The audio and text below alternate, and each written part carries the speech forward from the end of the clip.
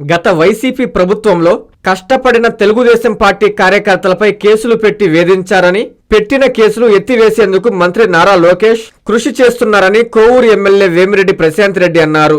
బుచ్చిరెడ్డిపాలెం మండలంలోని పెనుబొల్లి, మెనగల్లు గ్రామాలలో జరిగిన సుపరిపాలనలో తొలి అడుగు కార్యక్రమంలో ఆమె పాల్గొని మాట్లాడారు. ప్రజల సమస్యలు పరిష్కరించేందుకే ఎమ్మెల్యేలను సీఎం చంద్రబాబు నాయుడు ప్రజల్లోకి పంపిస్తున్నారని చెప్పారు. పెనుబొల్లి గ్రామంలో రక్షిత మంచినీటి పథకం ద్వారా 29.90 లక్షల రూపాయల వ్యయంతో మంచినీటి ట్యాంక్ నిర్మాణానికి శంకుస్థాపన చేశామన్నారు. 4 ఏళ్లు సమయం ఉన్నందున సమస్యలు తమ దృష్టికి తీసుకువస్తే పరిష్కరిస్తామని భరోసా ఇచ్చారు. కూటమి ప్రభుత్వంలో ప్రతి ఒక్కరికి న్యాయం జరుగుతుందన్నారు. తెలుగుదేశం కార్యకర్తలు నేను ఎలక్షన్ సమయంలో క్యాంపెయినింగ్ వచ్చినప్పుడు ఈ పెనుబల్లిలో ఎంతో మంది అష్ట కష్టాలు పడి జెండా మోసిన కార్యకర్తలందరూ ఇక్కడ ఉన్నారు. జైలుకి వెళ్ళోళ్ళు ఉన్నారు, తన్నించుకున్న వాళ్ళు ఉన్నారు, తగులు పెట్టించుకున్న వాళ్ళు ఉన్నారు, చాలా మంది ఉన్నారు. వాళ్ళ తల్లులు కూడా వచ్చి నా దగ్గర బాధపడడం జరిగింది. వాళ్ళకి నేను ఆ రోజు మాట కూడా ఇచ్చాను, అమ్మ మీ పిల్లల మీద అధికారంలోకి వస్తే కేసులు తీపిస్తామని. అది డిసెంబర్ వరకు లోకేష్ బాబు టైం ఇచ్చున్నారు. ఏమేమి కేసులు ఉన్నాయో అన్నీ కూడా ఆ కేసులన్నీ వచ్చి మీ నాయకులు ఇక్కడ ఉన్నారు, మహేంద్ర వాళ్ళు కానీ పెంచలన్న కానీ ఉన్నారు, వాళ్ళ దగ్గర ఇస్తే నేను అవి మీరందరూ నవ్వుకోవచ్చు, ఎందుకంటే ఇది నేను వాస్తవం మాట్లాడుతున్నా.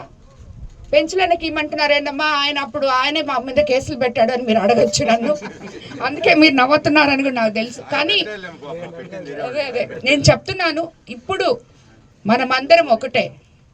ఇది వరకుకి సంగతి మర్చిపోండి. ఈరోజు ఏ పల్లెలో కానీ ఎవరు కానీ గ్రూపులు లేవు, తగాదాలు లేవు, అందరూ సామరస్యంగా పనిచేసుకుంటున్నారు. కాబట్టి మనము ఇప్పుడు వచ్చిన ఇంతకు ముందున్న ఈరోజు వీళ్ళందరూ మీ నాయకులు, మీ ఊరు కోసం పాటుపడే నాయకులు. కాబట్టి ఏ భేషజాలు లేకుండా సామరస్యంగా సమస్య ఉంటే పరిష్కరించుకొని ఏదున్నా ఊరు కోసం నా దగ్గర మీరు మీ నాయకుల దగ్గరికి అప్రోచ్ కాండి, లేదంటే మండలాధ్యక్షుల దగ్గర అప్రోచ్ కాండి. అది కూడా కాకపోతే నా దగ్గరికి రండి. కార్యకర్తలు కూడా ఎవ్వరు కానీ ఇప్పుడు వచ్చారు అప్పుడు వచ్చారు అనే మాట వద్దు, అందరూ కలిసి పనిచేయండి. ఎవరు అలగద్దు, ఇంట్లో కూర్చోవద్దు. ఇది నేను మీకు అందరికీ పదే చెప్తున్నాను. అలిగిన దానివల్ల మీరు 5 సంవత్సరాలు మనం ప్రభుత్వంలో ఉన్నప్పుడు మీ అలకతో మీరు ఇంట్లో కూర్చొని మీ పనులు మీరు కష్టపడి జెండా మోసి పార్టీకి ఓటేసి మీరు ఆ హక్కుని ఏ హక్కుతో అయితే నన్ను మీరు అడగగలరో ఆ ఓటు హక్కు మీరు ఆల్రెడీ నాకు వేసేశారు. మీకు పని చేయడానికే నేను మీ దగ్గరకు వస్తున్నాను.